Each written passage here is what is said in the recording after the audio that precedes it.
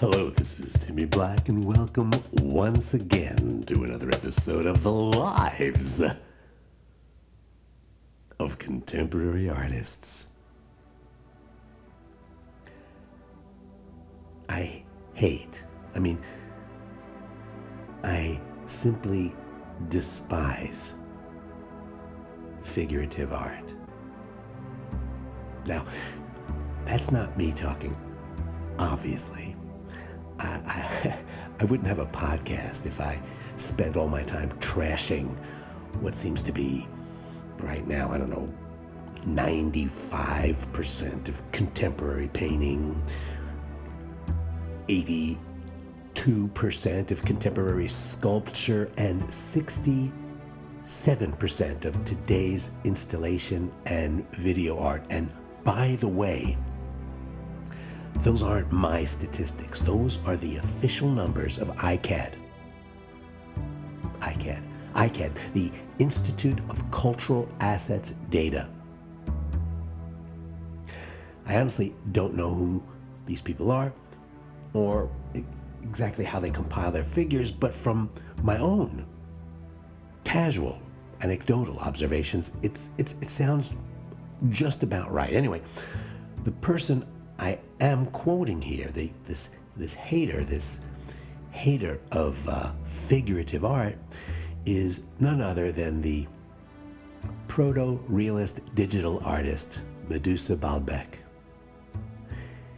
And I know I say this all the time, but this time I really mean it. I mean, if you're not familiar with Baalbek's work, you just have to look it up. I mean, it's really quite remarkable. And the great thing, when you look this up, the great thing about digital art is that it doesn't lose anything in reproduction. I mean, the work is meant to be seen on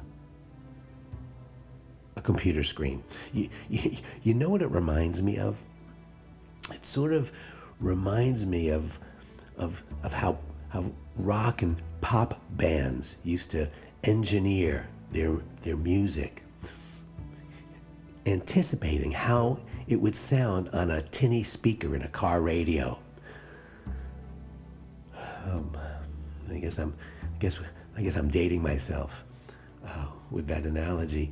And speaking of dating myself, Medusa Baalbek identifies as being gray sexual or aro, or what they call aromantic, which I'm not sure explains anything, but she insists that aromantics,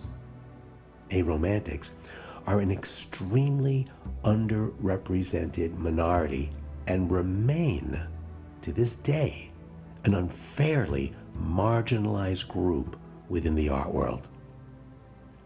Now, Medusa's preferred pronouns are, incidentally, she and her,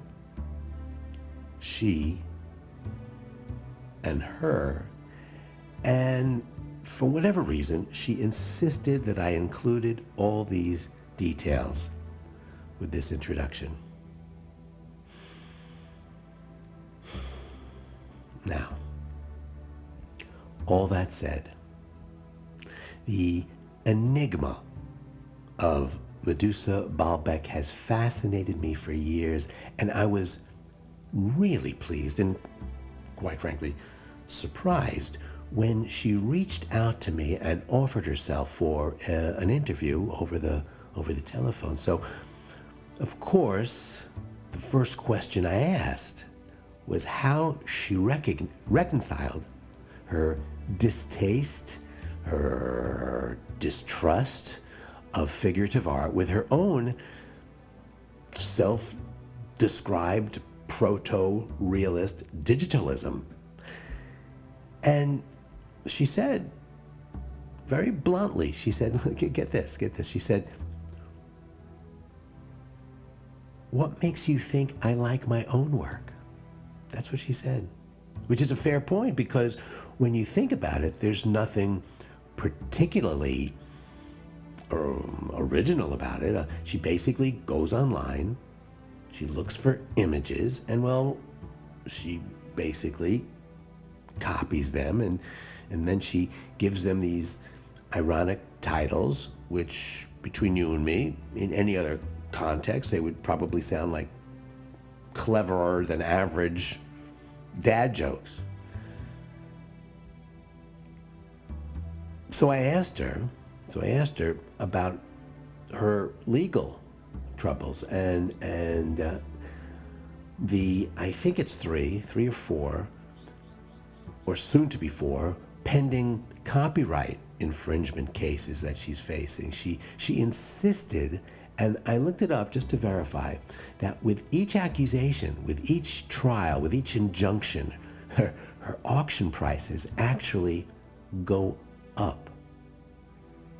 And she didn't seem to care about the legal ramifications at all. She said, and I love this, she said she could probably make art appropriating the actual logo of Macy's or Saks Fifth Avenue and still make a killing at her next show. And to tell you the truth, that's what actually drew me to her work in the first place, her complete, unabashed, cynical, rational, and strategic opportunism.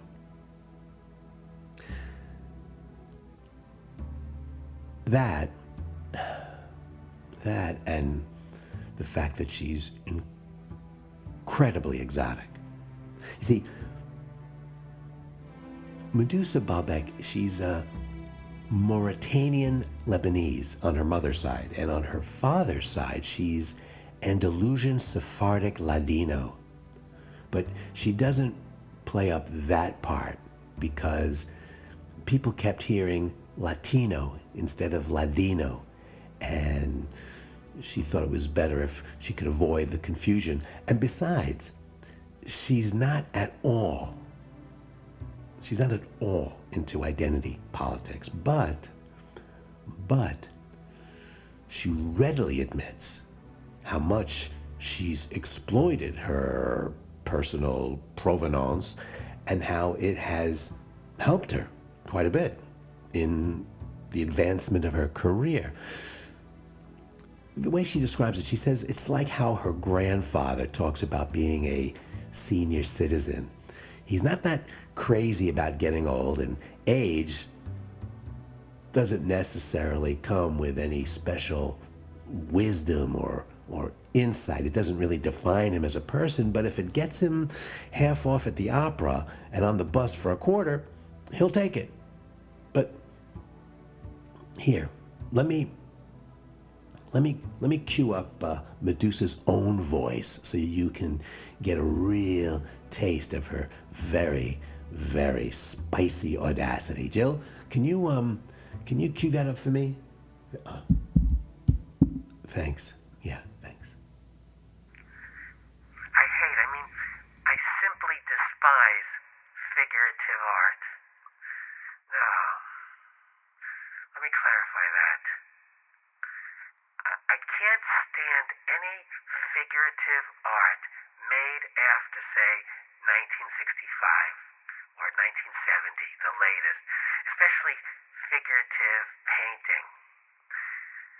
Not that abstraction is that thrilling after Ad Reinhardt and Jack Torcorp, but while abstraction is more of a passive form of coercion, figuration is either nostalgic and sentimental or obnoxiously tendentious.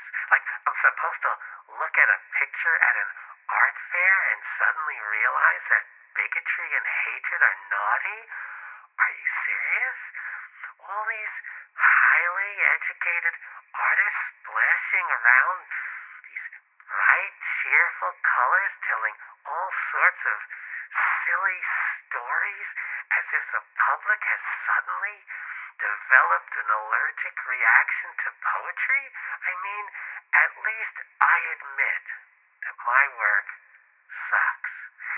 At least I'm honest enough to admit that my work consciously panders to imbeciles who need to launder their money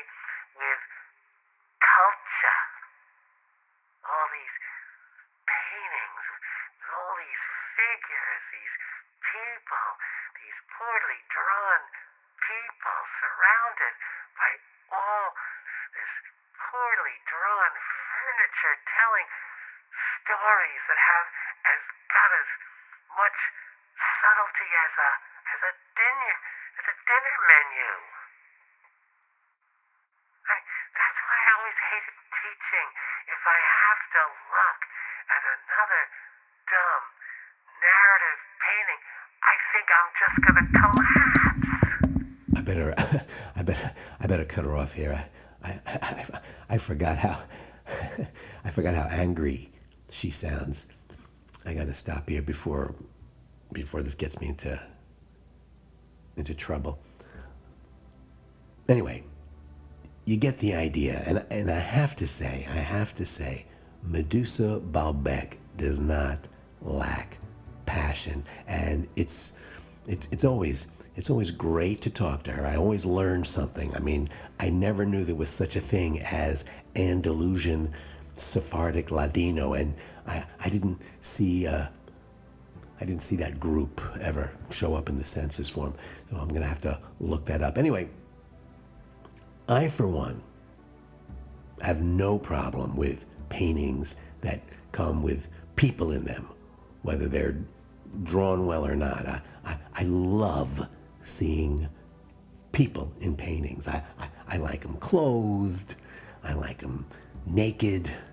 I like them draped in togas.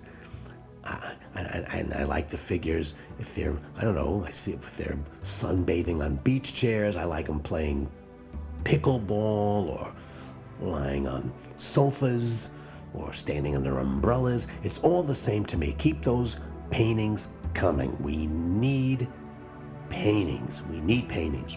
We all need paintings, because without paintings, they would be a huge vacuum in the lives of contemporary artists.